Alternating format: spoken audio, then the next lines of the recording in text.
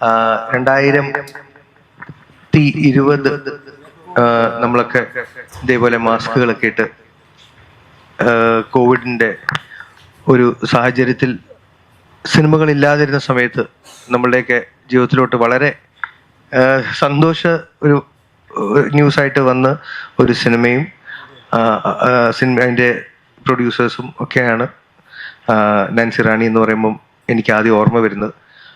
മനു എന്നാണ് ഈ cinema direct ചെയ്ത വ്യക്തിയുടെ പേര്. അദ്ദേഹം ഇന്ന് നമ്മളോടൊപ്പം ഇല്ല. അത് വളരെ ആക്ച്വലി വളരെ യങ് ആയിട്ടുള്ളൊരു വ്യക്തിയാണ് എന്നെ സംബന്ധിച്ചോളം മനു. അപ്പോൾ അങ്ങനൊരു സിറ്റുവേഷൻ ഫേസ് ചെയ്യുന്നത് ഞാൻ ആദ്യമായിട്ടാണ്. ഈ സിനിമ ഇറങ്ങി കാണണം എന്നുള്ളത് മനുവിനോടൊപ്പം ഒരുപാട് ഫൺ മൊമെന്റ്സ് ആസ്വദിച്ചിട്ടുള്ള ഒരാളായതുകൊണ്ട് ഷൂട്ട് ചെയ്യുന്ന ഇടവേളകളിലും അല്ലാത്തപ്പോഴും എനിക്ക് ഒരുപാട് ആഗ്രഹം ആയിരുന്നു. മനു ആഗ്രഹിച്ച പോലെ ഈ സിനിമ തിയേറ്ററിൽ ഇറങ്ങുക എന്നുള്ളത്. അതിന് ഞാൻ ഒരിക്കലും വിചാരിച്ചില്ല ഈ സിനിമയ്ക്ക് ഇനി ഒരു വെളിച്ചം കിട്ടുമെന്ന് അല്ലെങ്കിൽ കാണുമെന്ന്. അവിടെയാണ് മനുവിൻ്റെ വൈഫ് നൈന, നൈനയുടെ ഫാദർ, ഇവർ രണ്ടുപേരും എന്നോടൊപ്പം തന്നെ മറ്റു പ്രൊഡ്യൂസേഴ്സായ പേരുകൾ എനിക്ക് പെട്ടെന്ന് മറന്നു, റോയ്, സെബാസ്റ്റ്യൻ ആൻഡ് ജോൺ വർഗീസ്, ഇവരോടൊപ്പം ചേർന്ന് ഇവർ ഈ വരുന്ന ഏപ്രിൽ 18 ഈ സിനിമ തിയേറ്ററുകളിൽ ഇറക്കാൻ തീരുമാനിച്ചു. അതിന് നമ്മളെ ഹെൽപ്പ് ചെയ്യുന്നത് ചേട്ടൻ്റെ ബാനർ ഞാൻ വീണ്ടും പറഞ്ഞു, ഗുഡ് ഡേ മൂവീസ് ആണ്. അത് ചെറിയ കാര്യമല്ല. ബിക്കോസ് ഇന്ന് നമുക്കറിയാം തിയേറ്ററിലോട്ട് ഒരു സിനിമ എത്തിക്കുമ്പോൾ അതിൻ്റെ പിന്നിലുണ്ടാവുന്ന ഒരു ഫിനാൻഷ്യൽ ചെലവുകളും ഒക്കെ ഉണ്ട്. അതെല്ലാം ടേക്ക് കെയർ ചെയ്തുകൊണ്ട് ഈ ഒരു മനുവിൻ്റെ ഡ്രീമിന് ഒപ്പം സഞ്ചരിക്കുന്ന എല്ലാ സ്പെഷ്യൽ താങ്ക്സ് ഞാൻ പറയുന്നു ചേട്ടനോട്. ബാക്കി എനിക്ക് തോന്നുന്നു മുന്നോട്ടുള്ള നമ്മളുടെ കോൺവെർസേഷനിൽ നമുക്കറിയാൻ പറ്റും, നിങ്ങളോടുള്ള ഇന്ററാക്ഷനിൽ. So thank you so much. Title character ചെയ്തിരിക്കുന്ന അഹാന കൃഷ്ണയാണ്. അതൊരു സിനിമാ മോഹിയായ നടിയാവാൻ വേണ്ടിയിട്ട് ഭയങ്കര മോഹമുള്ള ഒരു കഥാപാത്രത്തെയാണ് ചെയ്തേക്കുന്നത്. പുള്ളിക്കാരത്തി ആ ലൈഫിൽ ഫേസ് ചെയ്യുന്ന കുറേ സ്ട്രഗിൾസും അതെല്ലാം കഴിഞ്ഞിട്ട് കണ്ട ആ സ്വപ്നങ്ങളെല്ലാം സാക്ഷാത്കരിക്കാൻ വേണ്ടിയിട്ട് ചെയ്യുന്ന മുന്നോട്ട് പോകുന്ന ആ യാത്രയും എല്ലാമാണ് ആ സിനിമ മൊത്തത്തിൽ കാണിക്കുന്നത്.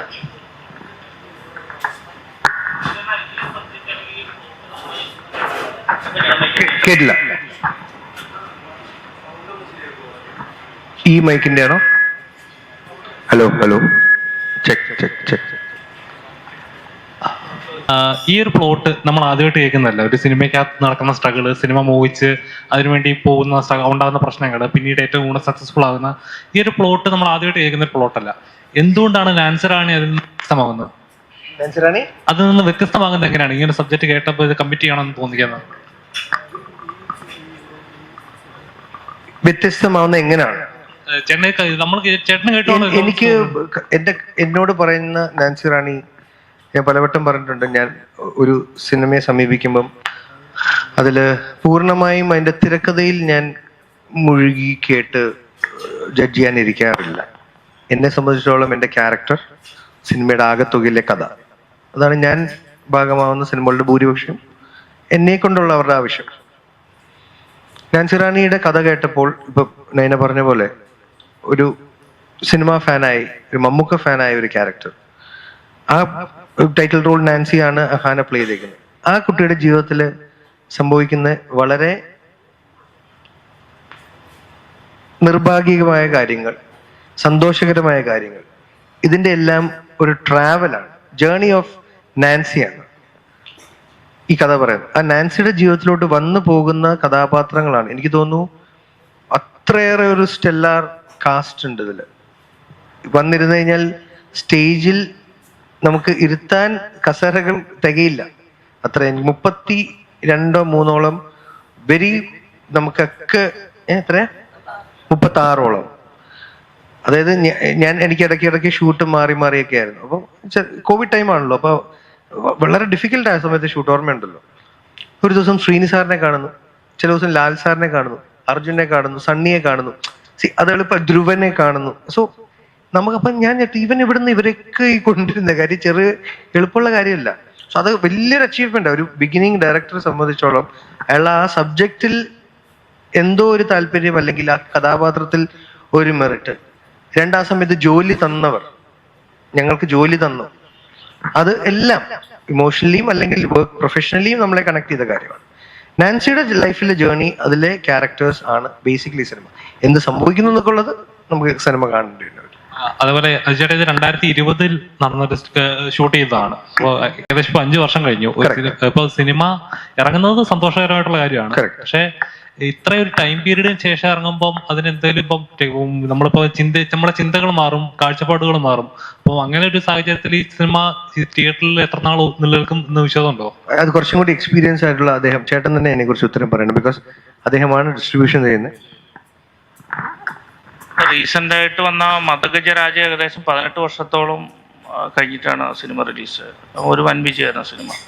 പിന്നെ സിനിമയെ സംബന്ധിച്ചിട്ട് സിനിമകൾ എപ്പോഴും എന്താ പറയുക, കാലത്തെ അതിജീവിക്കുന്ന തന്നെയാണ് സിനിമകൾ. ഇപ്പം പഴയ സിനിമകൾ നമ്മൾ കാണാറുണ്ടല്ലോ. നല്ലൊരു സിനിമയാണ് കണ്ടപ്പോൾ അത് പുറത്തിറങ്ങേണ്ട ആവശ്യമാണ് എന്ന് തോന്നി. ഇത്ര ആർട്ടിസ്റ്റുകളുള്ള പിന്നെ ഒരു സിനിമ ഉണ്ടാക്കുന്ന ബുദ്ധിമുട്ട് എനിക്ക് നന്നായിട്ട് അറിയാം. അപ്പോൾ അതെങ്ങനെ പുറത്തിറക്കുക എന്നുള്ളൊരു ആഗ്രഹത്തിൽ തന്നെ അതിൻ്റെ പുറകെ ഇറങ്ങി തിരിച്ചത്. അത് വിജയമാണോ പരാജയമാണോ എന്നുള്ള പ്രേക്ഷകർ തീരുമാനിക്കേണ്ടതാണ്. നമുക്ക് അതിനെ തുറന്നു വിടുക എന്നുള്ളതുള്ളൂ. ഭാഗ്യത്തിന് ഇതിലൊരു കോളേജ് പ്രൊഫസറാണ്. കുറച്ച് നല്ല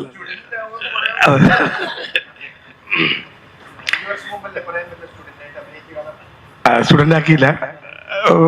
ഈ അഹാനയുടെ ക്യാരക്ടർ പഠിക്കുന്ന കോളേജിലെ ഒരു നല്ലൊരു ലെക്ചറാണ്. ഇപ്പോൾ ഈ ചോദ്യം ചോദിച്ചതിൻ്റെ കൂട്ടത്തിൽ പറയാണ്, ഇപ്പം എന്നെ സംബന്ധിച്ചിടത്തോളം എനിക്കൊരു 4 ദിവസത്തെ ഷൂട്ടാണ് ഉണ്ടായിരുന്നത്.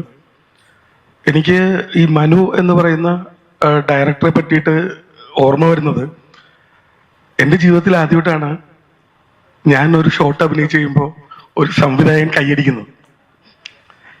ഓരോ ഷോട്ട് കഴിയുമ്പോഴും അദ്ദേഹം കൈയടിക്കും.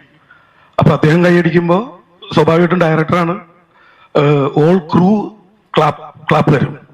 അത് ഒരു നടനെ സംബന്ധിച്ചിടത്തോളം അല്ലെങ്കിൽ ഒരു പെർഫോമറെ സംബന്ധിച്ചിടത്തോളം ഭയങ്കര എൻകറേജ്മെന്റ് ആണ്. അപ്പൊ ഞാൻ മനുവിനോട് ചോദിച്ചു, ഇത് കളിയാക്കാനാണോ അതോ അത്രയൊക്കെ ഉണ്ടോ?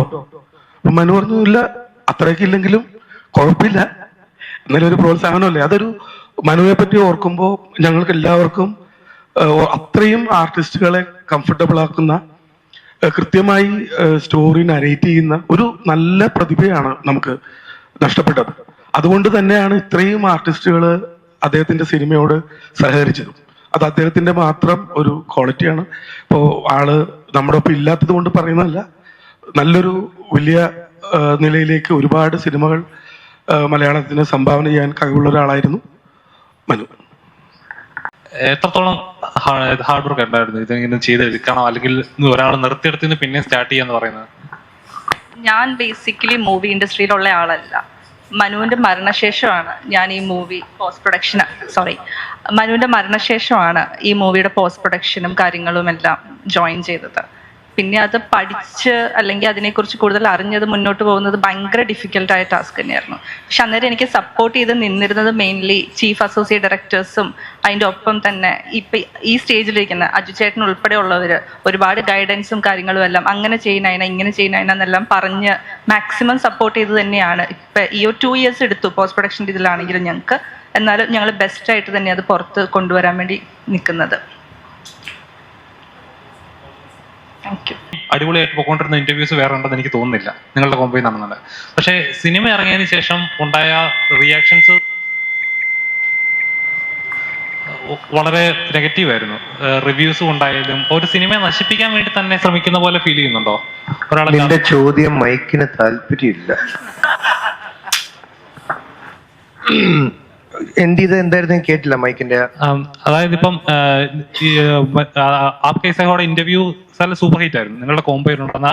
അപ്പൊ കാണുന്നവർക്ക് ഇൻട്രസ്റ്റ് ആണ് സിനിമ എന്താണെന്നുള്ളത്. അപ്പൊ അത്ര ഹൈപ്പിൽ നിൽക്കുമ്പോൾ സിനിമ ഇറങ്ങിയതിന് ശേഷം ഉണ്ടാകുന്ന റിവ്യൂസ് ആയാലും അഭിപ്രായങ്ങളായാലും ഭയങ്കര നെഗറ്റീവാണ്. അപ്പൊ ധ്യാൻ ചേട്ടനെ ടാർഗറ്റ് ചെയ്ത് പറയുന്ന പോലെ അല്ല, ഒരു സിനിമ നശിപ്പിക്കാൻ വേണ്ടി ചെയ്യുന്ന പോലെ ഫീൽ ചെയ്യുന്നുണ്ടോ? ഇല്ല, സിനിമ നന്നായിരുന്നെങ്കിൽ ഓടിയാണ്. അപ്പം ഞാൻ എൻ്റെ പ്രൊഡ്യൂസറായിരുന്നെങ്കിൽ സീക്രട്ടിൻ്റെ റിവ്യൂ ഞാൻ ഷെയർ ചെയ്തേനെ. ഇപ്പം ഞാൻ എൻ്റെ പ്രൊഡ്യൂസറല്ല, കാരണം അതൊരു ഭയങ്കര പ്രതിപക്ഷ ബഹുമാനത്തോടെ വന്ന ഒരു റിവ്യൂ ആയിട്ട് എനിക്ക് ഫീൽ ചെയ്തത്. ഞാൻ എന്നെ ക്രിട്ടിസൈസ് ചെയ്യുമ്പോൾ വളരെ പോസിറ്റീവായിട്ട് എടുക്കുന്ന ആളാണ്. ഞാൻ പ്രൊഡ്യൂസ് ചെയ്ത സമയത്ത് പോലും ധ്യാനും അങ്ങനെയാണ്. അതുകൊണ്ട് തന്നെ ഞങ്ങളുടെ അതിന് പ്രശ്നങ്ങളൊന്നുമില്ല. പക്ഷേ അൺവാണ്ടഡ് ആയിട്ടുള്ള ചില ചോദ്യങ്ങളും ഉത്തരങ്ങളും അതിന്റെ റൈറ്റ് ആയിട്ട് ഡീൽ ചെയ്തിട്ടില്ലായിരുന്നു.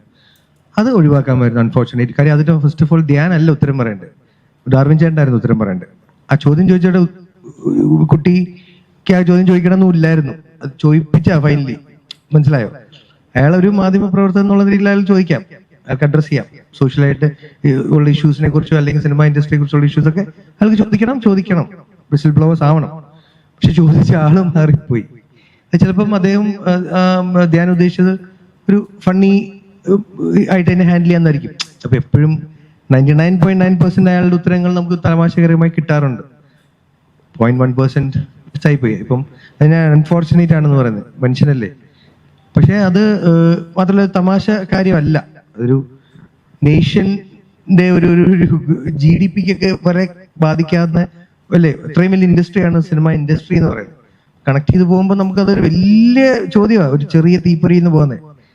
അതിനെ ഒഴിവാക്കാമായിരുന്നു, അല്ലെങ്കിൽ ചോദിച്ച ആളിൽ നിന്ന് മാറ്റി ചോദിക്കായിരുന്നു. പക്ഷെ അല്ലാതെ ഇപ്പം ഇന്റർവ്യൂസ് ഞാനും ആസ്വദിച്ചിരുന്നു. ഞാനും ധ്യാനും രമേശ് ചേട്ടനും ഇരിക്കുന്ന ആ ഇന്റർവ്യൂവിൽ ഇരിക്കാൻ പറ്റിയത് എനിക്ക് ഭയങ്കര ഒരു ഭാഗ്യമായി കാണുന്നു. എനിക്ക് അവരെ പോലെ സംസാരിക്കാൻ കഴിയുന്ന ആളല്ല, കൗണ്ടേഴ്സ് പറയാൻ പറ്റുന്നതല്ല. അവർ രണ്ടും ഭയങ്കര സ്പോണ്ടേനിയസ് ആയിട്ട് നമ്മളെ ചിരിപ്പിക്കുന്നവരാണ്. സിനിമയ്ക്ക് യെസ് എന്ത് ചെയ്യാൻ പറ്റും. അബ് കൈസേ ഹോ ഇതേപോലെ തന്നെ 2021 ഷൂട്ട് ചെയ്ത സിനിമയാണ്. കോവിഡ് ടൈമില് നമുക്ക് ലൊക്കേഷൻ പരിധികൾ ഉണ്ടായിരുന്നു. നമുക്ക് 3 ലൊക്കേഷനെ പറ്റുള്ളൂ ഷൂട്ട് ചെയ്യാൻ. പോലീസ് സ്റ്റേഷൻ, വീട്, റോഡ്. ആ റോഡിലാണെങ്കിൽ രമേശ് ചേട്ടൻ പറഞ്ഞ പോലെ ഇവന്റെ പോസ്റ്റർ കാരണം നമുക്ക് ഷൂട്ട് ചെയ്യാനും പലതും പറ്റില്ലാറില്ല. മനസ്സിലായോ? കാര്യം അങ്ങോട്ട് ഓടിച്ചു വരുമ്പോൾ അവന്റെ ഒരു പടം ഉണ്ടാവും. അപ്പോ ആ പരിധിയിൽ അങ്ങനത്തെ ഒരു സിനിമ ഷൂട്ട് ചെയ്തത് ഞങ്ങൾ അതിനെ എന്താ പറയാ ഡിസോൺ ചെയ്യുന്നില്ല. പ്രേക്ഷകർക്ക് തീർച്ചയായിട്ടും എന്നെ റൈറ്റ് ഉണ്ട്. കാര്യം അവര് കാശ് മുടക്കിയാണ് തിയേറ്ററിൽ വരുന്നത്. ഇഷ്ടപ്പെട്ടില്ലെങ്കിൽ ഇറ്റ്സ് ഫൈൻ. വലിയ ചോദ്യമാണ്. ഞാൻ അതിന് ഉത്തരം പറയാൻ പറ്റിയ ഒരാളുമല്ല. കുറച്ച് സിനിമകളെ ഞാൻ പ്രൊഡ്യൂസ് ചെയ്തിട്ടുള്ളൂ. 3 സിനിമ ഡിസ്ട്രിബ്യൂട്ട് ചെയ്തേക്കുന്ന 5 സിനിമ. അത് വെച്ചുകൊണ്ട് എനിക്ക് ഈ കണക്കുകൾ പറയാൻ അറിയില്ല. ഒന്ന്, മലയാള സിനിമയ്ക്ക് പ്രേക്ഷകർ കൂടി തുടങ്ങിയത് കോവിഡിന് ശേഷമാണ്. അപ്പോഴാണ് പ്രേക്ഷകർ മനസ്സിലാക്കിയത് മലയാള സിനിമയുടെ യഥാർത്ഥ സ്ട്രെങ്ത് ഇരുന്നിരുന്നത് അതിന്റെ കണ്ടന്റിലാണെന്ന്. അതിപ്പോ തുടങ്ങിയ ഒരു പ്രതിഭാസമൊന്നുമല്ല. 1960-കളിലും 70-കളിലും 80 ചെമ്മീന് നമുക്ക് നാഷണൽ അവാർഡ് കിട്ടിയ സ്റ്റേറ്റ് ആണിത്, അറിയോ? അപ്പം ചെറിയ കാര്യമല്ലല്ലോ. അന്ന് പ്രസിഡന്റിന്റെ മെഡൽ കിട്ടിയ പടമാണ്. അന്നോട്ട് നമുക്ക് എന്തായിരുന്നു, ഈ പണ്ട് പറയില്ലേ, നമുക്ക് ഒരുപാട് കാശില്ലാത്ത കുടുംബത്തിൽ സ്ഥിരമായി കേട്ടിരുന്ന ഒരു കാലം ഉണ്ടായിരുന്നു. ഇപ്പൊ എനിക്കറിയില്ല. നന്നായി പഠിച്ച് നല്ല ജോലി വാങ്ങി കാശ് അതുപോലെ നമുക്ക് നമ്മുടെ എഴുത്തും കണ്ടന്റും ഉള്ളൂ. നമുക്ക് ഒരുപാട് ബഡ്ജറ്റ് ഇട്ട് കളിക്കാനില്ല.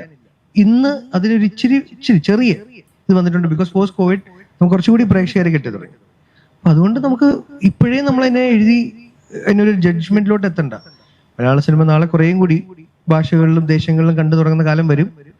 അന്ന് നമുക്ക് ഇതിനും വലിയ ബഡ്ജറ്റ് റിക്കവറിയും അല്ലെങ്കിൽ ഈ പറഞ്ഞ ഫിഗേഴ്സ് 100 കോടി ക്ലബും 200ഉം 1000 ഒക്കെ അന്ന് ഗ്രോസ് കളക്ഷൻ കിട്ടും.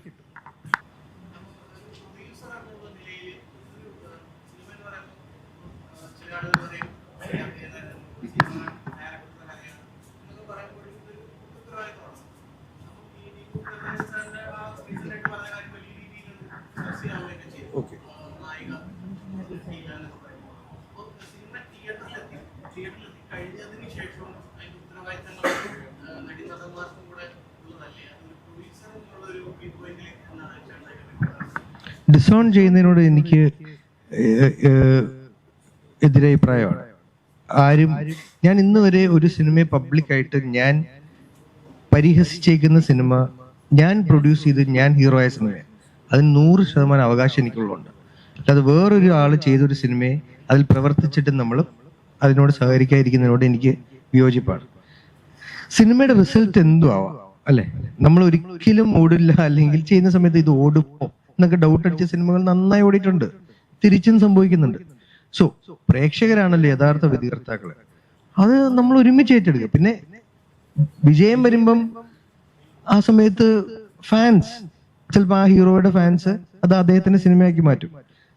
നാച്ചുറലി വിജയം ആഘോഷിക്കുമ്പോൾ അല്ലെങ്കിൽ അത് കിട്ടുമ്പോൾ പരാജയം വരുമ്പോഴും അത് ബെയർ ചെയ്യേണ്ടി വരും. ഇല്ലാന്ന് ഞാൻ പറയണില്ല.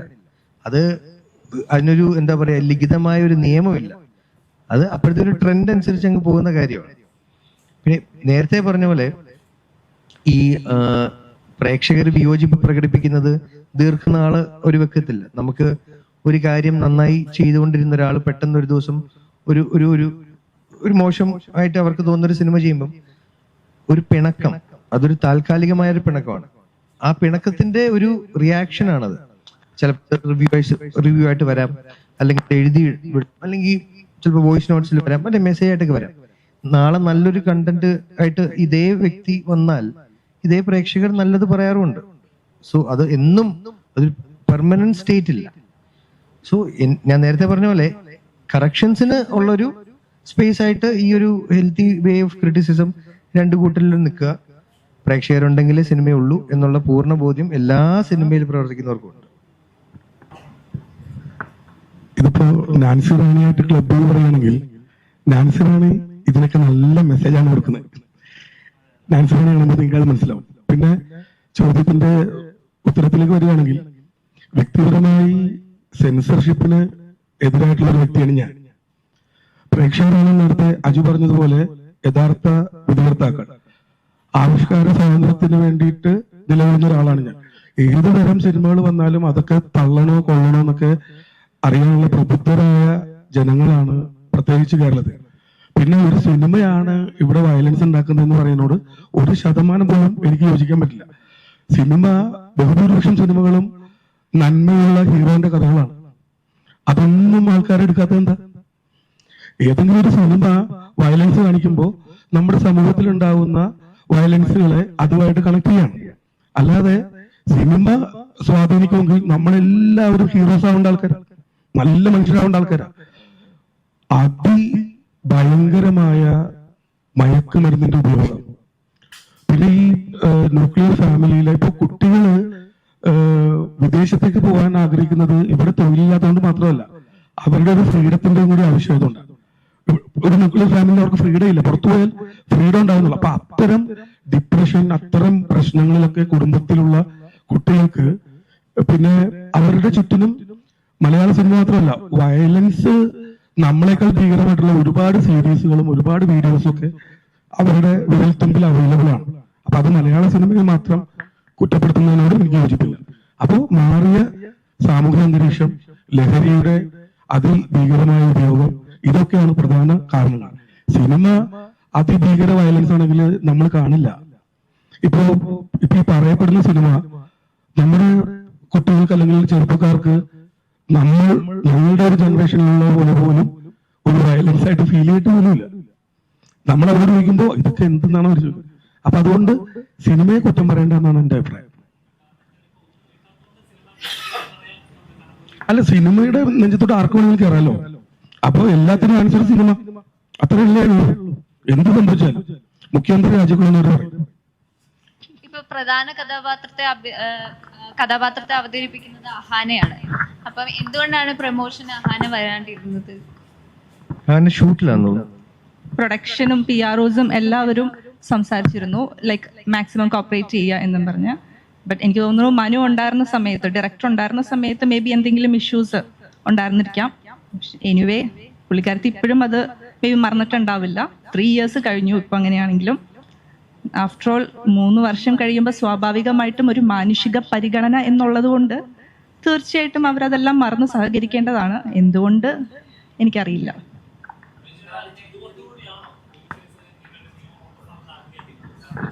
ഏതുകൊണ്ടും കൂടെ ഞാനിപ്പോഴാണ് ഈ കാര്യം അറിയണത്.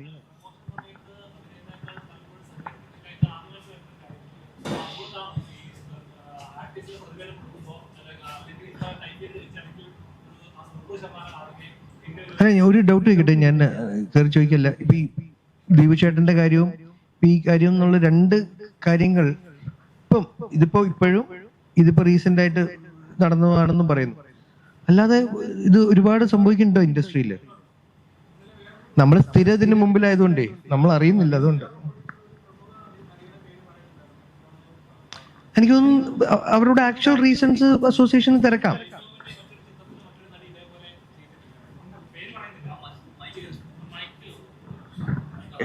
എന്താണെന്നറിയോ, നിങ്ങൾ ചോദിക്കുമ്പോൾ മൈക്ക് വെച്ചാൽ ബെറ്ററാ.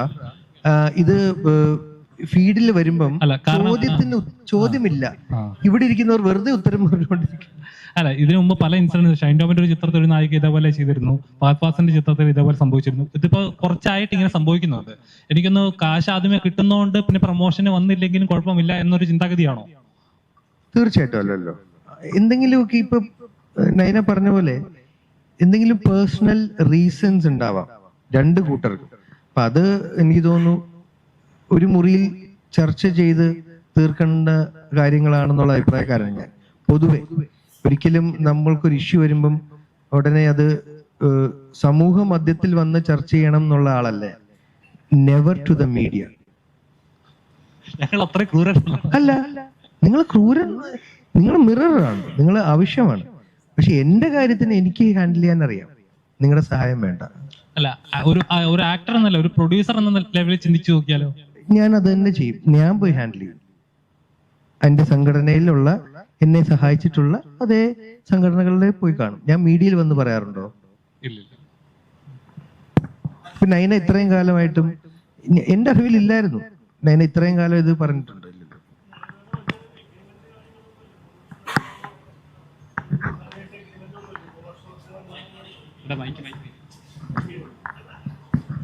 അല്ല, ഈ നാൻസി റാണി എന്ന് പറഞ്ഞ സിനിമ റിലീസാകുമ്പോൾ അതിന്റെ പ്രൊമോഷന് വരണം എന്നുള്ള എഗ്രിമെന്റ് ഒന്നും അഹാനയായിട്ട് ഉണ്ടായിരുന്നില്ലേ എന്നുള്ള കാര്യമാണ് ഞാൻ ചോദിച്ചത്.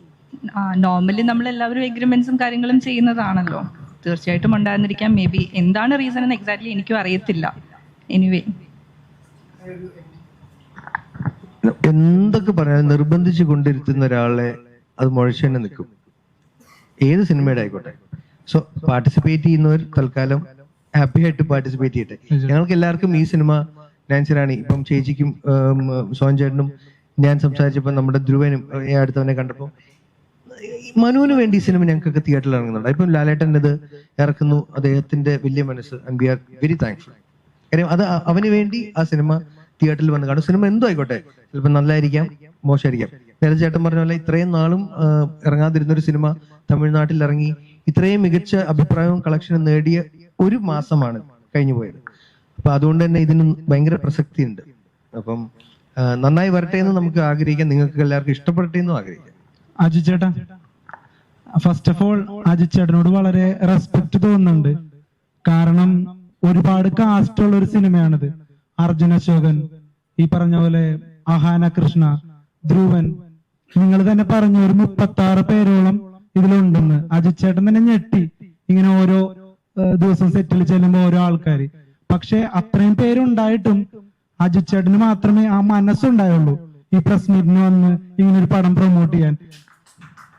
ദേവി ചേച്ചി ട്രിവാൻഡ്രത്തും, അല്ല തീർച്ചയായിട്ടും നിങ്ങൾ എല്ലാവരും ഇരിക്കുന്ന ഓരോരുത്തരും. ദേവി ചേച്ചി അട്ടപ്പാടിയിൽ നിന്ന് വന്നതാ. സോഞ്ചേട്ടനും ഞാനും പിന്നെ കൊച്ചിയിലുള്ളവരാണ്. അല്ല, അതിപ്പോ ഞങ്ങൾ ഒരുമിച്ച് അങ്ങ് എടുത്തു. തീർച്ചയായിട്ടും ചേച്ചി എല്ലാവരും കേട്ടോ. അപ്പം അതിൽ എന്താന്ന് വെച്ച് കഴിഞ്ഞാൽ മറ്റുള്ളവർക്കൊക്കെ ഇപ്പൊ ലാൽ സാർ ഒരു പറഞ്ഞ ദിവസം, ലാൽ സാറ് ചെന്നൈയിലാണ്. ശ്രീനി സാറിന് നമുക്കറിയാം, അദ്ദേഹത്തിനെ നമുക്ക് കൊണ്ടുവന്ന് ഒരു പ്രൊമോഷൻ ഇരുത്തി ബുദ്ധിമുട്ടിക്കാൻ ഒരു താല്പര്യമില്ല. അഹാനയുടെ കാര്യം ഇപ്പൊ നിങ്ങൾ സംസാരിച്ചു. അർജുൻ സുമതി വളവിന്റെ ഷൂട്ടിലാണ്, ധ്രുവൻ ഷൂട്ടിലാണ്. നാച്ചുറലി ഇന്നത്തെ ടൈമിങ്ങിനനുസരിച്ച് അവർക്ക് മാച്ച് ചെയ്യാൻ പറ്റില്ല. ഇതൊരു പെട്ടെന്ന് പ്ലാൻ ചെയ്തൊരു കാര്യമായിരുന്നു ഈ പ്രസ് മീറ്റ്. ഇനി ഇത് പതുക്കെ പതുക്കെ മീഡിയയിലോട്ട് അറിയിക്കുന്നതോറും ഏപ്രിൽ 18 എന്നുള്ളൊരു ദിവസം ആകുമ്പോഴത്തേക്കും നമ്മളുടെ പ്രൊമോഷൻ ഇന്റർവ്യൂസ് ഒക്കെ ഉള്ള സമയത്ത് ഇവരിലൊക്കെ പാർട്ടിസിപ്പേഷൻ ഉണ്ടാവും. കാരണം ഇപ്പൊ ഇവിടെ പോസ്റ്ററിൽ പോലും കാണുന്നത് അഹാന കൃഷ്ണയുടെ മുഖമാണ്. എല്ലാ പോസ്റ്റേഴ്സിലും അജു ചേട്ടന്റെ ഒരു ഫോട്ടോ പോലും ഇല്ല. അത് നാൻസി റാണി. തീർച്ചയായിട്ടും. അപ്പോ അറ്റ്ലീസ്റ്റ് ഇപ്പൊ സോഷ്യൽ മീഡിയയിൽ വളരെ സജീവമായിട്ടുള്ള ഒരു കൂടുതൽ ഒരാൾ വേണോ അല്ലേ? അതെ അതെ അതെ. അപ്പോ സോഷ്യൽ മീഡിയയിൽ വളരെ ആക്റ്റീവ് ആയിട്ടുള്ള, ഇൻസ്റ്റാഗ്രാമിലായിക്കോട്ടെ യൂട്യൂബിലായിക്കോട്ടെ ആക്റ്റീവായ ഒരാളാണ് അഹാന. അഹാന വന്നിരുന്നെങ്കിൽ കുറച്ചും കൂടി ഈ പ്രസ് മീറ്റിന് കുറച്ചും കൂടി ഒരു സോഷ്യൽ മീഡിയ വിസിബിലിറ്റി കിട്ടിയാനെ. അപ്പോ അത്തരത്തിലുള്ള ആളുകള് മലയാള സിനിമയിൽ വർദ്ധിച്ചു വരുന്നുണ്ട്. ഇവര് തന്നെ ഇന്റർവ്യൂവിൽ അവസരങ്ങൾ കിട്ടുന്നില്ല വേണ്ടത്ര എന്ന് പറഞ്ഞ് ഇമോഷണൽ ആയിട്ട് ചെയ്ത കാര്യങ്ങൾ നമ്മൾ കണ്ടിട്ടുണ്ട്. അപ്പൊ ഈ ഒരു ഇരട്ടത്താപ്പിന് എങ്ങനെയാണ് അജു ചേട്ടൻ നോക്കിക്കാണുന്നത്? ഇവിടുത്തെ ആക്ച്വൽ റീസൺ എന്താണ് മനു അഹാന എന്നുള്ളത് ഇനിയും നമുക്ക് സത്യം അറിയാൻ ഒരു വഴിയില്ല. കാര്യം ഒരാളില്ല അല്ലെ. എപ്പോഴും നമുക്ക് ക്ലാരിറ്റി കിട്ടണമെങ്കിൽ രണ്ട് സൈഡും കേൾക്കണം. ഇനി അതിനൊരു ഓപ്ഷൻ ഇല്ല. അപ്പൊ ഇനി ഒരിക്കലും ഉത്തരവില്ലാത്തൊരു കാര്യത്തിനെ കുറിച്ച് നമ്മൾ പുറകോട്ട് പോയിട്ട്, പക്ഷെ അഹാനയ്ക്ക് പറയാം. അഹാന പറയുന്നത് ഇനി നമുക്ക് വിശ്വസിക്കേണ്ടി വരും. തീർച്ചയായിട്ടും. കാര്യം മനു ഇല്ല. അതാ ഞാൻ പറഞ്ഞത്. അപ്പൊ അതുകൊണ്ട് നമുക്ക് ആ ചോദ്യത്തിലോട്ട് പോയിട്ട് കാര്യമില്ല, ഒരു ഡെഫിനറ്റ് ഉത്തരവില്ല. എനിക്ക് പേഴ്സണലി മനുവായിട്ടുള്ള ഒരു ഫൺ മൊമെന്റ്സ് ഉണ്ടായിരുന്നു, മനസ്സിലായോ? അപ്പൊ ഞാൻ അയാളുടെ കൂടെയുള്ള കമ്പനി ആസ്വദിച്ചിട്ടുണ്ട് ആ കോവിഡ് ടൈമിൽ. അതെനിക്കിപ്പോ മാധ്യമത്തിലൊന്നും പറയാൻ പറ്റുന്ന കാര്യങ്ങളല്ല, മനസ്സിലായോ? അപ്പൊ അത് ഞാൻ ഇത് കഴിഞ്ഞ് നിങ്ങളോട് പറഞ്ഞുതരാം. പക്ഷെ ആ ഒരു ബന്ധമുണ്ട്, ആ ബന്ധമാണ് സിനിമ ഈ സെക്കൻഡറി, ബന്ധമാണ് പ്രൈമറി. ഞാൻ സിനിമയിൽ വന്നത് സുഹൃത്ത് വഴിയാണ്. എന്റെ അവസാനത്തെ ഇപ്പൊ ഇറങ്ങിയ സിനിമയും സീരീസും സുഹൃത്തുക്കളോടൊപ്പം തന്നെയാണ് എഗെയിൻ. അപ്പൊ എനിക്ക് പ്രൈമറിലി ഈ പറഞ്ഞ പോലെ ഫ്രണ്ട്ഷിപ്പ് എന്ന് പറയുന്നത് ഇസ് ലിറ്റിൽ ഇമ്പോർട്ടന്റ്. അപ്പം അയാൾ എൻ്റെ ആ സമയത്ത് ഞാൻ ഒരുപാട് അയാളുടെ കൂടെ ചിരിച്ചതാണ്. കോവിഡ് സമയത്ത് അയാൾ എനിക്ക് EMI അടയ്ക്കാൻ സഹായിച്ച ആളാണ്. So that's it. ചേട്ടാ, ഈ അടുത്ത് അമീർ ഖാൻ ഒരു സ്റ്റേറ്റ്മെന്റ് കൊടുത്തായിരുന്നേ, 20 വർഷമായിട്ട് പ്രതിഫലം വാങ്ങാതെയാണ് അമീർ ഖാൻ അഭിനയിക്കുന്നത്. ഒരു സിനിമ ഹിറ്റായാൽ ആ ഹിറ്റായതിൽ നിന്ന് പ്രോഫിറ്റോ അതോ അദ്ദേഹത്തിന്റെ സാലറിയോ മേടിക്കുകയാണ് പതിവ്. അതുകൊണ്ടാണ് എല്ലാ പ്രേക്ഷകരും ഇഷ്ടപ്പെട്ട താരേ സമീൻ പർ പോലുള്ള സിനിമകളൊക്കെ ഇറക്കാൻ സാധിച്ചത് എന്ന് അദ്ദേഹം പറഞ്ഞായിരുന്നു. ഏതാണ്ട് ഇതേ നിലപാട് മലയാള സിനിമയിൽ ചില പ്രമുഖരെടുത്തു കഴിഞ്ഞാൽ മലയാള സിനിമയുടെ പ്രതിസന്ധി മാറില്ലേ?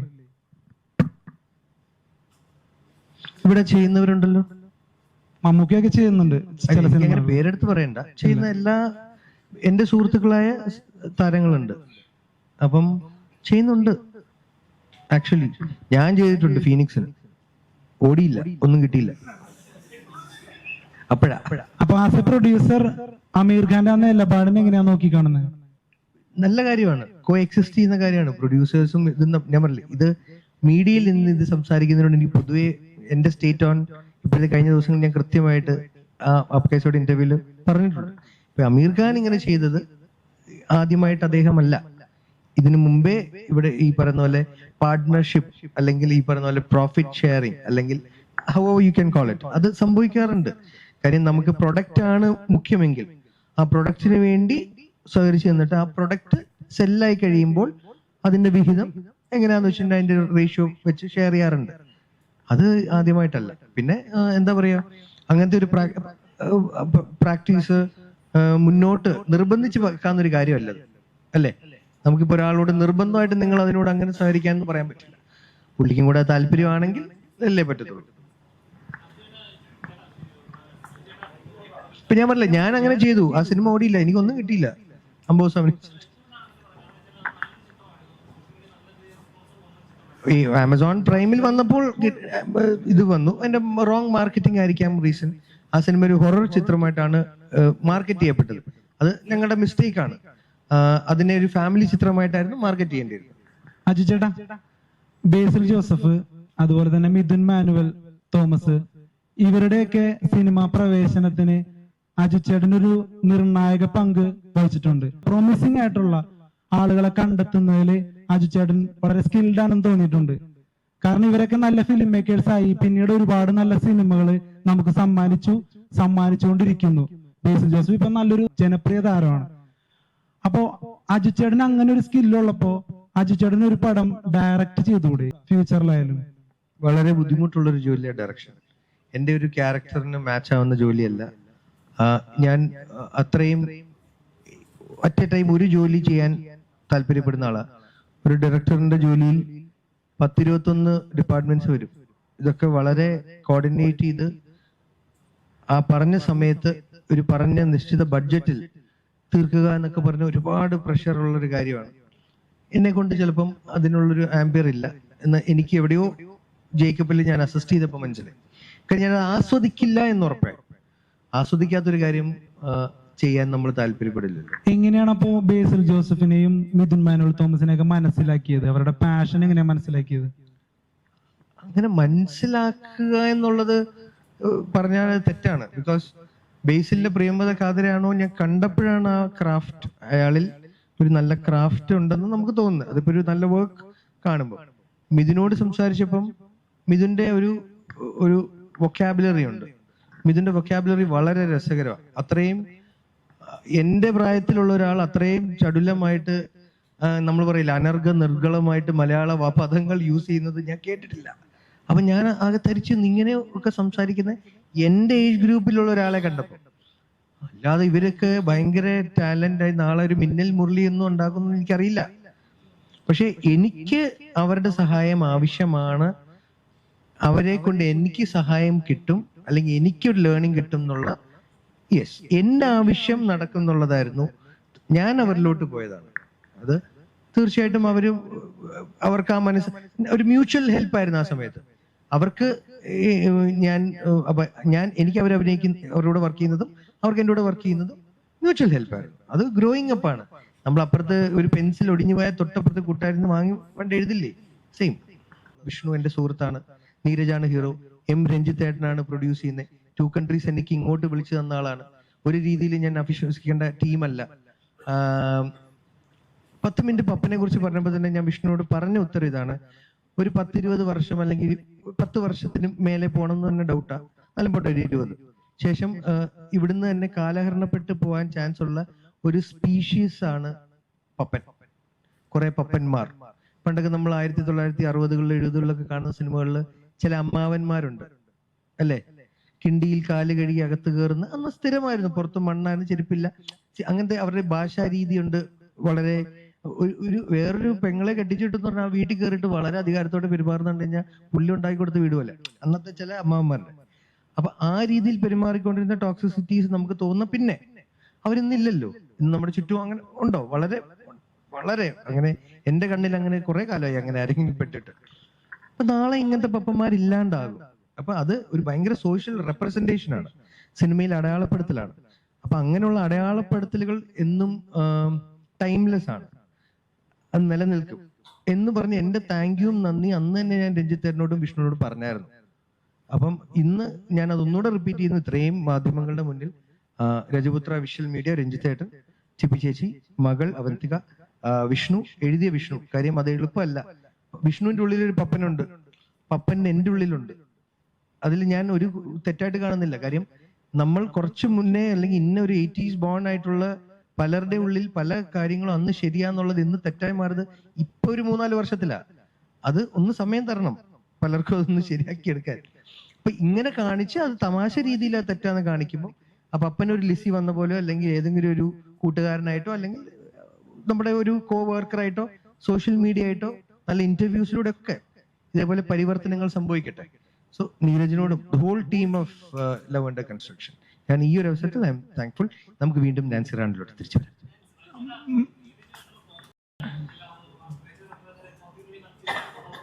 ലഘുഷ, അതെ അതെ, അങ്ങനെയുള്ള ആവറേജ് ആയിരുന്നു box office.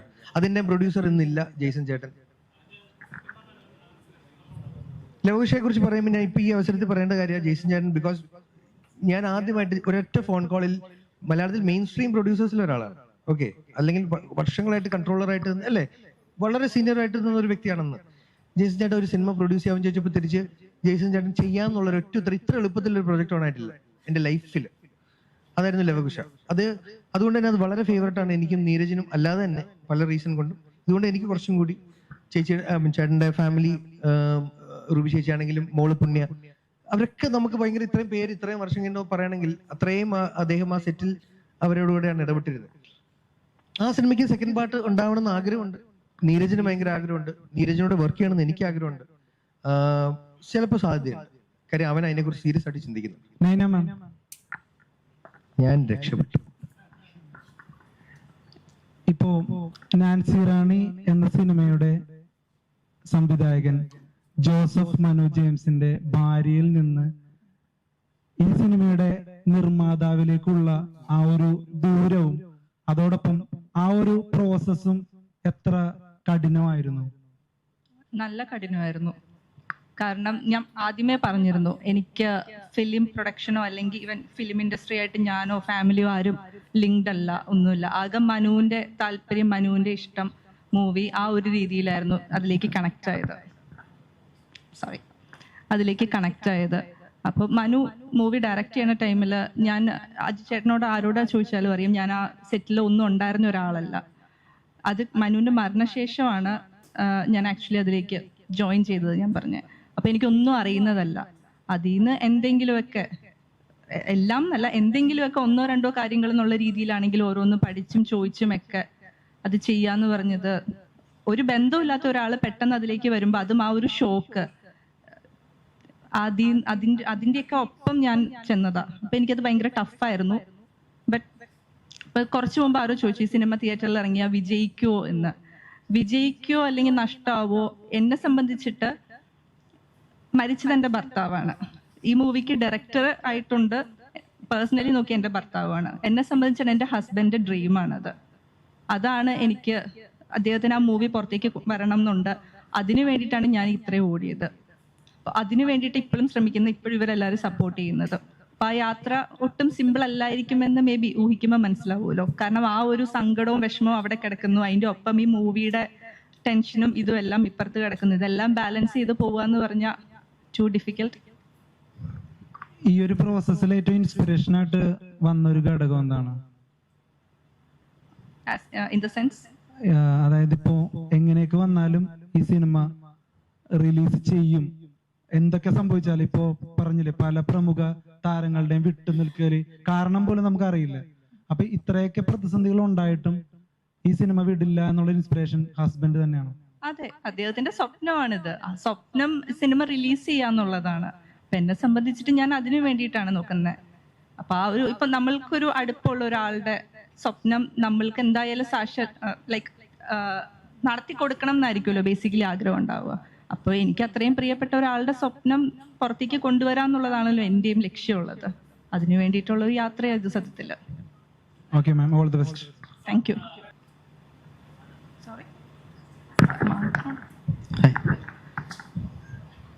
ഞാനതിന്റെ chief associate director editor ആണ് അമിത്.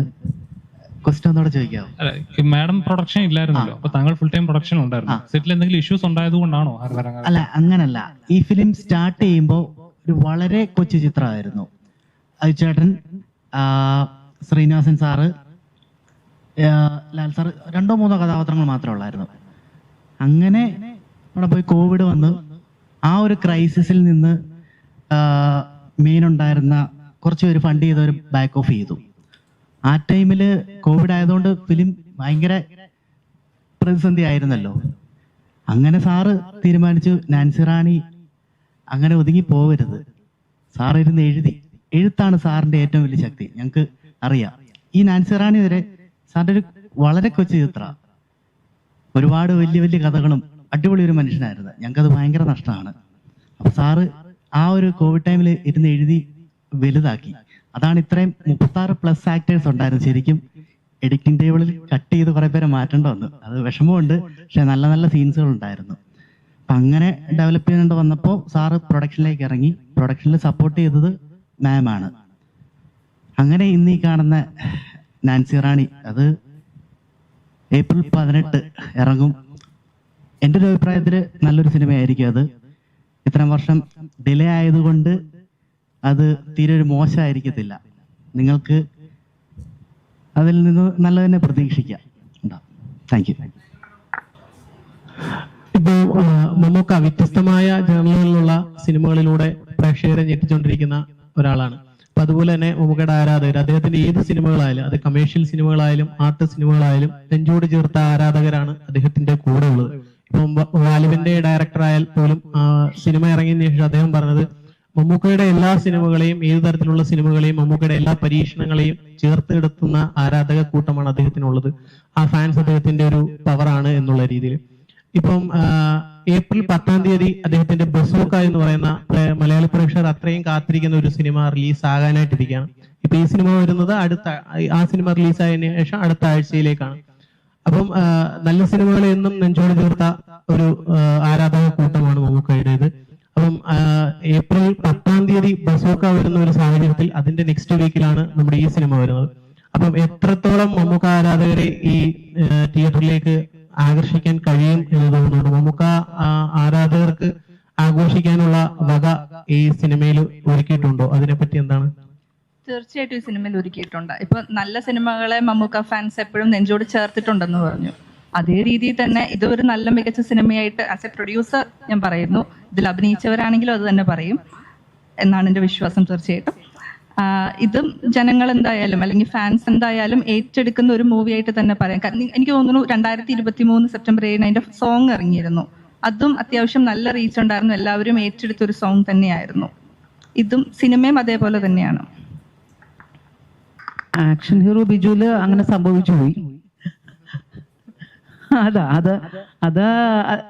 അതങ്ങനെ സംഭവിച്ചു. എനിക്കറിയില്ല, അത് ആൾക്കാര് നല്ലതാന്ന് പറഞ്ഞപ്പോഴാണ് എനിക്ക് മനസ്സിലായത് നല്ലതാണെന്ന്.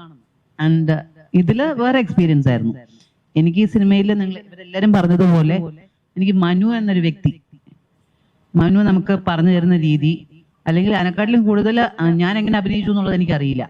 പക്ഷെ ഈ ക്ലാപ്പ്, ഈ പറയുന്ന ഒരു സീൻ കഴിയുമ്പം കിട്ടുന്ന ക്ലാപ്പ് എനിക്ക് തോന്നുന്നില്ല ഒരു സിനിമയിലും ഇതുവരെ ഞാൻ അഭിനയിച്ചതിൽ അങ്ങനെ കിട്ടിയിട്ടുണ്ടെന്ന്. അതും ഫുൾ ക്രൂ ആണ് ക്ലാപ്പ് ചെയ്യുന്നത്. അപ്പം എന്തോ ഒരു വിശ്വാസം മനുവിന് അത് ഇഷ്ടമായിട്ടുണ്ട്. അപ്പൊ അത്രേ എനിക്ക് പറയാൻ പറ്റുള്ളൂ. കാര്യം നിങ്ങളെങ്ങനെ റിയലിസ്റ്റിക് ആണോ അല്ലെങ്കിൽ ഞാനത് മോശമായിട്ടാണോ ചെയ്തതെന്നൊക്കെ നിങ്ങൾ വേണം വിലയിരുത്താൻ. എനിക്ക് ഭയങ്കര ഹാപ്പിയാണ് കാര്യം അങ്ങനെ ഒരു സിനിമയുടെ ഭാഗമാകാൻ കഴിഞ്ഞത്. ഈ പറഞ്ഞതുപോലെ ഞാൻ ഓരോ ദിവസവും ഓരോരുത്തരെ കാണുകയായിരുന്നു. ഞാനും അന്തം വിട്ടു പോവായിരുന്നു. ഒരു ദിവസം അജു, ഒരു ദിവസം സോവൻ, അർജുന, ഞാൻ നോക്കുമ്പോ ഒരുപാട് പേര് അഭിനയിച്ച, സണ്ണി, ധ്രുവൻ, അങ്ങനെ ഇത്രയും ആൾക്കാര് വന്നു പോയ ഒരു സിനിമ. ലെന ഉണ്ട്, മാലാ പാർവതി, അങ്ങനെ പറഞ്ഞാൽ ഒത്തിരി പേരുണ്ട്. അപ്പൊ എന്നെ സംബന്ധിച്ച് അത് ഞാൻ എന്തോ കാഴ്ചവെച്ചിട്ടുണ്ട്. എനിക്കത് സന്തോഷമാണ്. അത് നീ എങ്ങനെയാവുമെന്ന് നിങ്ങൾ തീരുമാനിക്കും.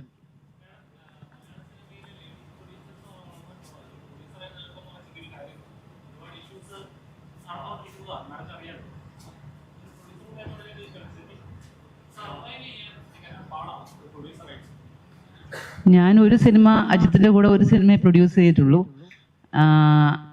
അത് പിന്നെ ഇവിടെ പറഞ്ഞതുപോലെ അതൊരു ട്രാജഡി ആയിരുന്നു ആ സിനിമ.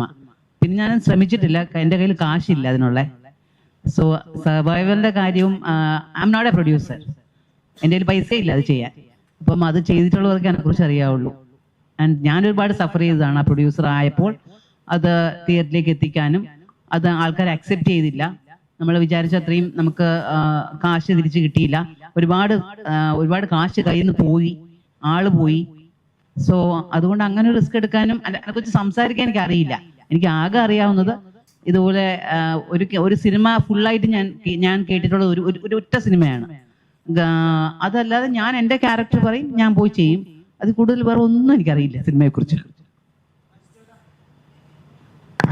ഈ ചോദ്യം ജനം കേൾക്കണേ. ഞാൻ വെറുതെ ഇതിന് ഉത്തരം അജി ചേട്ടാ, ഒരു ചേച്ചി ധ്യാൻ ശ്രീനിവാസനോട് ഒരു ചോദ്യം ചോദിച്ചു. ഈ സുപ്പി ഗെയിമിംഗ് ആപ്പ് പോലുള്ള ആപ്പുകളെ പ്രൊമോട്ട് ചെയ്യുന്ന പരസ്യത്തില് എന്തിനാണ് അഭിനയിക്കുന്നത്? ഒരു സാമൂഹ്യ പ്രതിബദ്ധതയുള്ളൊരു നടനല്ലേ എന്നൊരു ചോദ്യം ചോദിച്ചപ്പോ അതിന് ധ്യാൻ ചേട്ടൻ കൊടുത്ത മറുപടി വളരെ തഗ്ഗായിട്ടുള്ള രീതിയിൽ എനിക്ക് സാമൂഹ്യ പ്രതിബദ്ധത ഇല്ല എന്നാണ്. അപ്പൊ നമ്മളൊരു സമൂഹത്തിൽ ജീവിക്കുമ്പോ, ഒരു സൊസൈറ്റിയിൽ ജീവിക്കുമ്പോ എനിക്ക് സോഷ്യൽ കമ്മിറ്റ്മെന്റ് ഇല്ല എന്ന് പറയുന്നത് ഒരു സോഷ്യൽ ക്രൈം അല്ലേ? ശരിക്കും പറഞ്ഞാൽ എങ്ങനെ അത് പറയാൻ സാധിക്കുന്നു? ഒരു തമാശ രൂപത്തിലാണെങ്കിൽ കൂടി. ഈ ഇതേപോലത്തെ ഉള്ള ഗെയിംസ് എൻഡോസ് ചെയ്തിട്ട് ഒരിക്കൽ നല്ല ക്രിറ്റിസിസം കിട്ടിയിട്ടുള്ള ഒരാളാണ് ഞാൻ കോവിഡ് ടൈമിൽ. അതിനെക്കുറിച്ച് അഭിപ്രായം പറയാൻ എനിക്ക് ഇതില്ല. പക്ഷെ അന്ന് ഞാനത് തിരുത്തി, ഞാൻ അതിന് ആ മാസം തന്നെ വിഡ്രോ ചെയ്തു, അഗ്രിമെന്റ് ബ്രീച്ച് ചെയ്തു. ധ്യാൻ പറഞ്ഞത് 100% അയാളുടെ ജെനുവിൻ അഭിപ്രായമാണെന്ന് ഞാൻ അയാളോട് ട്രാവൽ ചെയ്ത് ഒരു ഫ്രണ്ടെന്നും ഒരു കോ ആക്ടറെന്നും പാർട്ട്ണറെന്നും പ്രൊഡക്ഷൻ ഹൗസിൽ വെച്ചുകൊണ്ട് ഞാൻ വിശ്വസിക്കുന്നില്ല. കാര്യം അത് ആ സമയത്തെ പുള്ളിയുടെ കൗണ്ടറിലെ ഒരു തമാശയ്ക്ക് കൈയടി, ഇപ്പോഴത്തെ അതിന്റെ റിയാലിറ്റി മനസ്സിലാക്കാത്ത അന്ന് കൈയടിച്ചവർ കൈയടിക്കുന്നുള്ള വിശ്വാസത്തിലാണ്. പുള്ളി ഒരിക്കലും സോഷ്യലി കമ്മിറ്റ്മെന്റ് ഇല്ലാത്ത ഒരാളായിട്ട് എനിക്ക് പുള്ളിയെ ഫീൽ ചെയ്തിട്ടില്ല. അങ്ങനെയാണെങ്കിൽ ചെറുപ്പത്തിന്റെ സമയത്ത് ഉള്ള ധ്യാനല്ല ഇന്നത്. അപ്പൊ അതെന്തുകൊണ്ടാണ്? അയാൾക്ക് സോഷ്യൽ കമ്മിറ്റ്മെന്റ് വന്നത് കൊണ്ടാണ്. ഈ നിങ്ങളൊക്കെ തന്നെ കൗണ്ടർ പറയുമ്പോൾ ചിരിച്ച് രസിപ്പിച്ച് ഈ പറഞ്ഞ പോലെ അയാളെ ട്രീറ്റ് ചെയ്തിട്ട് സീരിയസ് ചോദ്യം ചോദിക്കുമ്പോഴേ അയാൾ തമാശ പറയും അല്ലേ? അതപ്പോൾ പറയണം, അതിന് വ്യക്തമായ ഉത്തരവാണ് വേണ്ടിയിരുന്നെങ്കിൽ ഒരിക്കലും അവിടെ വെച്ചുള്ള ചോദ്യം അല്ലെങ്കിൽ ആ ഒരു സിനിമ പ്രൊമോഷൻ ഇടയിലല്ലായിരുന്നു ആ ചോദ്യം. നേരത്തെ മറ്റേ ടോപ്പിക് പോലെ തന്നെ. പക്ഷെ എൻ്റെ പേഴ്സണൽ ടേക്ക് ഇതാണ്, എന്ത് കാര്യവും നമ്മളുടെ സമൂഹത്തിൽ റോങ് ആയിട്ടൊരു ഇൻഫ്ലുവൻസ് ചെയ്യുവാണെങ്കിൽ ബീങ് എൻ ആക്ടർ, പ്രേക്ഷകരെ അവരുടെ കാശിൽ ജീവിക്കുന്ന ഒരു വ്യക്തി എന്നുള്ള നിലയിൽ എനിക്ക് അവരോടൊരു റെസ്പോൺസിബിലിറ്റി ഉണ്ട്. ഇത് ഞാനും ആ ഗെയിം കഴിഞ്ഞ് എനിക്ക് ഇതേപോലെ അഡ്വൈസൊക്കെ കിട്ടിയിട്ട് ഞാൻ തിരിച്ചറിഞ്ഞാണ്. പക്ഷെ ഞാൻ മനസ്സിലാക്കുന്നു അത് സത്യമാണ്. പ്രത്യേകിച്ച് ഇപ്പം ഞാൻ സിനിമകൾ വളരെ ചൂസ് ചെയ്തെടുക്കാൻ തുടങ്ങിയോടെ അങ്ങനത്തെ നല്ല ഓഫേഴ്സ് വരുമ്പോൾ നമുക്ക് എടുക്കാൻ ഭയങ്കര ടെംപ്റ്റേഷൻ വരും. മനസ്സിലായി, നമ്മുടെ ജീവിത സാഹചര്യങ്ങൾ നമുക്ക് ഈ പറയുന്ന പോലെ സ്ഥിരമായിട്ടുള്ള സിനിമകൾ ഇല്ലാതാകുമ്പോൾ മറ്റേ നമുക്ക് എന്ത് സിനിമയും എന്ത് വേഷവും ചെയ്യാന്നുള്ളൊരു മൈൻഡ് സെറ്റ് ആണെങ്കിൽ എനിക്ക് കുഴപ്പമില്ല. എനിക്ക് ഗെയിമിങ് ഇങ്ങനത്തെ ഓഫേഴ്സ് പരസ്യങ്ങളൊന്നും വന്നാൽ നമുക്ക് തോന്നില്ല. പക്ഷെ അല്ലെങ്കിൽ തീർച്ചയായിട്ടും മനുഷ്യനല്ലേ, നമുക്ക് തോന്നും. പക്ഷെ അതിന് ഇങ്ങനത്തെ റോങ് ഇൻഫ്ലുവൻസ് ആണെങ്കിൽ അവോയ്ഡ് ചെയ്യുക, വേറെ ഇപ്പോൾ വഴിയില്ല. എന്ത് ചെയ്യാൻ പറ്റും? ഞാൻ തിരിച്ചു വെച്ച ഒരു ചോദ്യം, ഇത് എന്തുകൊണ്ട് മറ്റ് പ്രമുഖ സൂപ്പർ സ്റ്റാർസ് ആയ അദ്ദേഹം പേരെടുത്ത് പറഞ്ഞ വ്യക്തികളോട് ഈ ചോദ്യം ചെല്ലുന്നില്ല, കേസുകൾ ചെല്ലുന്നില്ല? അപ്പൊ എൻ്റെ കൂടെ അന്ന് ഞാൻ അതേപോലെ ഒരു ഇതിൽ പാർട്ടിസിപ്പേറ്റ് ചെയ്തപ്പം ഞാൻ ആക്ച്വലി ഭയങ്കര ഇച്ചിരി സന്തോഷിക്കുന്ന ഒരു കാര്യം, വിരാട് കോഹ്ലിയും തമന്നയും ഞാനും വരുന്ന കേസിലെ പ്രതികൾ. അപ്പൊ അത് ഞാൻ ഇച്ചിരി കൊള്ളാം, വിരാട് കോഹ്ലിക്ക് പിന്നെ അറിയാലോ എന്നുള്ളൊരു തോന്നലുണ്ടായി. പറയാലോ എവിടെയെങ്കിലും കണ്ട നമ്മളൊരു കേസിലെ പ്രതികളായിരുന്നു. അപ്പൊ പക്ഷെ അവർക്ക് എന്തുകൊണ്ടാണ് പ്രിവിലേജ് അപ്പം, അല്ലേ? അപ്പൊ ധ്യാൻ ശ്രീനിവാസിനെ ക്രിട്ടിസൈസ് ചെയ്യുമ്പോൾ അല്ലെങ്കിൽ അത് ചെയ്യുന്ന ആർക്കും ഇതിവിടെ പെർമിസിബിൾ ആണ്. ഈ രണ്ടും ആ ഡബിൾ സ്റ്റാൻഡേർഡും മാറ്റണ്ടേ? അല്ലാതെ സിഗരറ്റ് ഇവിടെ വിൽക്കാം, മദ്യം ഇവിടെ വിൽക്കാം, അത് മരിച്ചു പോകുന്ന നമുക്കറിയാം, ചെയ്താൽ ശരീരത്തിന് നല്ലതെന്ന് അറിയാം, അതിൻ്റെ പുറത്ത് എഴുതി വെച്ചിട്ടുണ്ട്. പക്ഷെ അതിൽ നിന്നുള്ള വരുമാനം വേണം, അത് ചെയ്യുന്നത് തെറ്റ്. അതെന്താ പറയുക, അത് ഭയങ്കര നേർരേഖയാണ്. എനിക്കൊന്ന് സോഹൻ ചേട്ടൻ അതിനെ കുറിച്ച് എന്തോ, അതായത് നമ്മുടെ നാട്ടിൽ ഇപ്പൊ കുറച്ചാൾ മുമ്പ് ശരിക്കും അറിയില്ല ഇതിനെ കുറിച്ച്. അജിച്ചേട്ടാ, ഇപ്പൊ ഷാറുഖ് ഖാനെയോ വിരാട് കോഹ്ലിയോ നമുക്ക് ഇതുപോലെ ചോദ്യം ചെയ്യാൻ കിട്ടാറില്ല, അതൊന്നാമത്തെ കാര്യം. പിന്നെ മറ്റൊരു കാര്യം എന്ന് വെച്ച് കഴിഞ്ഞാൽ മമ്മൂക്കൊക്കെ ഡൗട്ട് ചോദിക്കട്ടെ? അതെ അതെ, മാത്രല്ല എൻ്റെ ഒരു ഡൗട്ട് ചോദിക്കട്ടെ, അതുകൊണ്ട് മാത്രമല്ല അവർക്കൊക്കെ അവരുടെ PR ടീമും അഡ്വക്കേറ്റ്സും ഏജൻസീസും ഇതിൻ്റെയൊക്കെ എല്ലാ നിയമവശങ്ങളും ചെക്ക് ചെയ്തിട്ടാണ് ഇതൊക്കെ അവർ പാർട്ടിസിപ്പേറ്റ് ചെയ്യുന്നത്. അപ്പൊ ഇന്ത്യൻ നിയമം ഇതിനെ സപ്പോർട്ട് ചെയ്യുന്നുണ്ടപ്പം, അപ്പൊ ഒരു പൗരൻ എന്നുള്ള നിലയിൽ അത് ചെയ്യൂടെ എന്ന് തോന്നിപ്പോകും. അപ്പോഴാണ് താങ്കൾ പറഞ്ഞ ഈ സമൂഹത്തിനോടുള്ള കമ്മിറ്റ്മെന്റ്. യെസ്, അതൊരാളുടെ പേഴ്സണൽ ടേക്കാണ്. അത് തെറ്റി പറ്റിയിട്ടുണ്ടെന്ന് തോന്നിയാൽ ലെറ്റ് ഇറ്റ് കറക്റ്റ്. ഞാനും അങ്ങനെ ഒരിക്കൽ ചെയ്തു, അത് തെറ്റാണ് ചൂണ്ടിക്കാണിച്ച സമയത്ത് ഐ കറക്റ്റ്. തെറ്റ് ചെയ്യാത്തവരായിട്ടുള്ള എല്ലാവരും, ആരും എല്ലാവരും are bound to make mistakes. അതിൽ അല്ലെങ്കിൽ മനുഷ്യനല്ല. അപ്പൊ അതുകൊണ്ട് ഭയങ്കര നമ്മള് ക്രിട്ടിസൈസ് ചെയ്യേണ്ട കാര്യമില്ല. അന്ന് അയാൾക്ക് ഒരു എറർ പറ്റി ഉത്തരം പറഞ്ഞില്ല, അയാൾ എത്രയോ നമ്മളെ ചിരിപ്പിച്ചതാണ്. അത് പുള്ളിക്ക് തെറ്റാണെന്ന് തോന്നിയില്ലെന്ന് എനിക്കറിയാം. ഞാനത് കറക്ഷൻ കൂടെ വേണം, എനിക്കൊരു കറക്ഷൻ വേണം. ഇത് എനിക്ക് എന്റെ വേർഷനാണ് കേട്ടോ, അന്നത്തെ പ്രസ് മീറ്റിന്റെ. പുള്ളിക്ക് ഇത് തെറ്റാണോ തോന്നിയോ ഒന്നും എനിക്കറിയില്ല. ഞാൻ ധ്യാനു വേണ്ടി അഡ്വക്കേറ്റ് ചെയ്യുന്നതാണ്. പറഞ്ഞു അതിൽ തന്നെ അതിൽ പറയുന്നുണ്ടല്ലേ? ഓക്കെ, ആ ചേട്ടനോട് ചോദിക്കാൻ വന്നതാണ്. ചേട്ടൻ പറഞ്ഞു സിനിമകള് കണ്ടിട്ടാണ് ഒരു മനുഷ്യൻ ഇങ്ങനെയൊക്കെ ചെയ്യുന്നതെന്ന് വിശ്വസിക്കുന്നില്ല എന്നുള്ളത്. അപ്പോ മനുഷ്യനെ ഇൻഫ്ലുവൻസ് ചെയ്യാൻ പറ്റാത്ത ഒരു മാധ്യമമാണ് സിനിമ എന്നാണോ അതിന്റെ അർത്ഥം? മനുഷ്യന് ഏറ്റവും കൂടുതൽ ഇൻഫ്ലുവൻസ് ചെയ്യാൻ സാധിക്കുന്ന ഒരു മീഡിയയാണ് സിനിമ. പക്ഷേ നമ്മളെല്ലാവരും ഈ സിനിമ കണ്ടതാണ്. എത്രയോ ലക്ഷക്കണക്കിന് പ്രേക്ഷകര് ഈ സിനിമ കണ്ടതാണ്. ഇൻഫ്ലുവൻസ് ചെയ്യുക എന്ന് പറയുന്നത് ഇത്തരം ബ്രൂട്ടലായിട്ടുള്ള കാര്യങ്ങൾ ചെയ്യാൻ നമ്മളെല്ലാവരെയും അത് ഇൻഫ്ലുവൻസ് ചെയ്തിട്ടില്ല. അത് ഒന്നോ രണ്ടോ വ്യക്തികളിൽ അതിനുള്ള ഒരു ഇൻഫ്ലുവൻസ് ഉണ്ടായെങ്കിൽ അവരുടെ ഒരു മെന്റൽ സ്റ്റാറ്റസ് കൂടി നമ്മൾ പരിശോധിക്കണമെന്ന് ഞാൻ പറഞ്ഞു. കാരണം ഇന്നത്തെ കാലഘട്ടം കൂടി, അതായത് വയലൻസ് സിനിമകളെ ആഘോഷിക്കപ്പെടുന്ന ഒരു കാലഘട്ടമാണ്. കുറച്ചു നാൾ മുമ്പ്, വർഷങ്ങൾക്ക് മുമ്പ് പൃഥ്വിരാജിന്റെ വയലൻസ് എന്ന് പേരിട്ടൊരു സിനിമ ഇവിടെ ഫ്ലോപ്പായ നാടാണിത്. സ്റ്റോപ്പ് വയലൻസ് എന്ന് പേരിട്ടൊരു സിനിമയിൽ പൃഥ്വിരാജ് ഭയങ്കര നെഗറ്റീവ് ക്യാരക്ടറാണ്. പക്ഷെ ആ സിനിമ അന്നത്തെ കാലത്ത് കേരളത്തിൽ ഫ്ലോപ്പായിരുന്നു. പക്ഷെ അതേ ഒരു രൂപത്തിലുള്ള സിനിമകൾ ഇന്നത്തെ കാലത്ത് വന്നാൽ ഹിറ്റ് ആവുന്നു. അന്ന് നന്മയുള്ള സിനിമകൾ ഓടിയിരുന്നു. ഇപ്പൊ ജനപ്രിയൻ, വിനോദയാത്ര, സത്യനന്ദിക്കാടിന്റെ സിനിമകൾ. ഇന്ന് അതേ ആളുകളുടെ നന്മയുള്ള സിനിമകൾ ഓടുന്നില്ല, മറിച്ച് വയലൻസ് സിനിമകൾ ഓടുന്ന ഒരു കാലഘട്ടമാണ്. അപ്പൊ ആ കാലഘട്ടത്തിൽ കുറച്ചും കൂടി ശ്രദ്ധിക്കേണ്ടതല്ലേ സിനിമാക്കാര്? അതിനോട് എനിക്ക് 1% പോലും യോജിപ്പില്ല. ഇപ്പോ സൂക്ഷ്മദർശിനി എന്ന് പറയുന്ന സിനിമ വയലൻസ് ഉള്ള സിനിമയല്ല, അത് നന്മയുള്ള സിനിമയാണ്.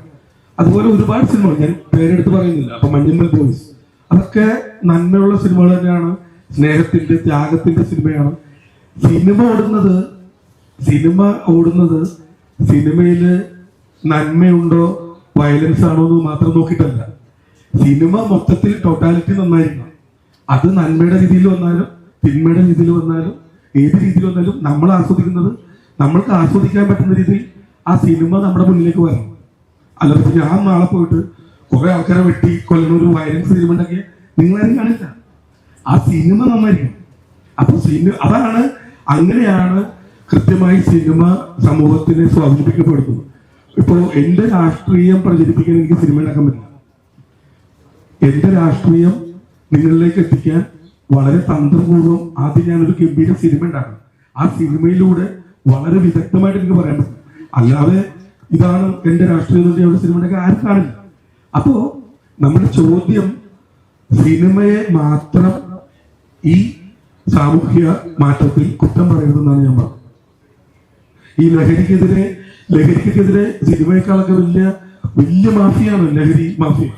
എത്രയോ കോടികളാണ് അവര് ഇൻവെസ്റ്റ് ചെയ്യുന്നത് കേരളം പോലുള്ള ഒരു കൊച്ചു സംസ്ഥാനത്തിലേക്ക് ലഹരി കൊണ്ടുവരാൻ.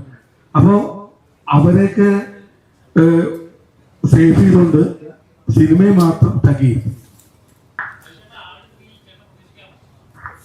അറിയത്തില്ല, ഇതുവരെ പറഞ്ഞിട്ടില്ല. ഷൂട്ടിന്റെ വിശേഷങ്ങളും അവൻ പറഞ്ഞെന്നല്ലാതെ പൊന്നപ്പനെ കുറിച്ചൊന്നും പറഞ്ഞിട്ടില്ല.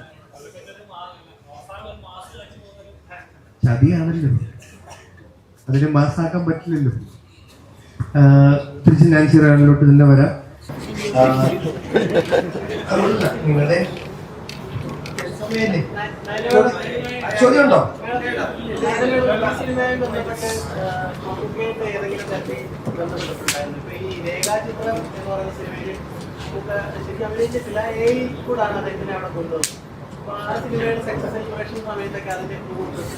ഉൾപ്പെടെയുള്ള ആളുകൾ നമുക്ക് വീട്ടിലേക്ക് പോയി അദ്ദേഹത്തെ കാണാം. പിന്നീട് അതിന്റെ സക്സസ് സെലിബ്രേഷൻ ഒക്കെ നമുക്ക് വന്ന് എല്ലാവർക്കും കേക്ക് കൊടുക്കുന്നതൊക്കെ എല്ലാം സോഷ്യൽ മീഡിയയിലേക്ക് ആഘോഷിക്കപ്പെട്ടേനെ. അപ്പോൾ ഇതിനകത്ത് നമുക്ക് ഒരു റെഫറൻസ് വരുന്നുണ്ട്. അപ്പോൾ നമുക്കായിട്ട് ഏതെങ്കിലും തരത്തിൽ ബന്ധപ്പെട്ടിട്ടുണ്ടോ, അല്ലെങ്കിൽ റിലീസിന് ശേഷം അദ്ദേഹത്തിനെ കാണാൻ ശ്രമിക്കുക?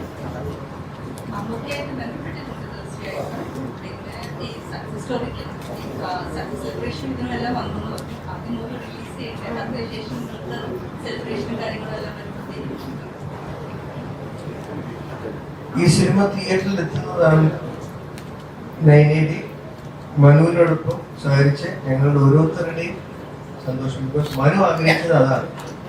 സോ ആ റിസൾട്ട് അവിടെ സംഭവിക്കുകയാണ്. റെസ്റ്റ് അല്ല, ഇറക്കാൻ പറ്റുക എന്നുള്ളത് തന്നെയായിരുന്നു ഏറ്റവും വലിയ കാര്യം ഈ സിനിമയെ സംബന്ധിച്ചു. അതിന് ലാലേട്ടൻ സംബന്ധിച്ച് അദ്ദേഹത്തിന്റെ കമ്പനി ചെയ്തു തരുന്ന ഈ ഒരു കാര്യം വീണ്ടും നമ്മൾ വളരെ താങ്ക്ഫുള്ളി ഓർക്കുന്നു. എല്ലാ കാര്യങ്ങളും എല്ലാ ആർട്ടിസ്റ്റും മറ്റേത് ഒക്കെ മാറ്റി നിർത്തി നമുക്ക് ഈ സിനിമയുടെ ഒരു നല്ല റിലീസിനെയാണ് ഞങ്ങൾ എല്ലാവരും നോക്കി കാണുന്നത്. ഏപ്രിൽ 18 എന്നുള്ളത് വളരെ മനോഹരമായ ഒരു ഡേറ്റാണ്. ഒരു സിനിമയാണ്, ബ്യൂട്ടിഫുൾ ഫിലിമുമാണ്. അപ്പം ആ ഡേറ്റിന് എല്ലാം മറന്ന് ഈ സിനിമ നല്ലതാണെങ്കിൽ ഗംഭീരമായിട്ട് കൂടെ നിൽക്കുകയും എന്നാൽ കുഴപ്പങ്ങളുണ്ടെങ്കിൽ അതിനെ റൈറ്റ് രീതിയിൽ ക്രിറ്റിസൈസ് ചെയ്യാൻ ഉള്ള ഒരു ക്ഷമ നാൻസി റാണിയോട് കാണിക്കുന്നത്. Because we are all standing four Manu and it is dream and vision. Thank you.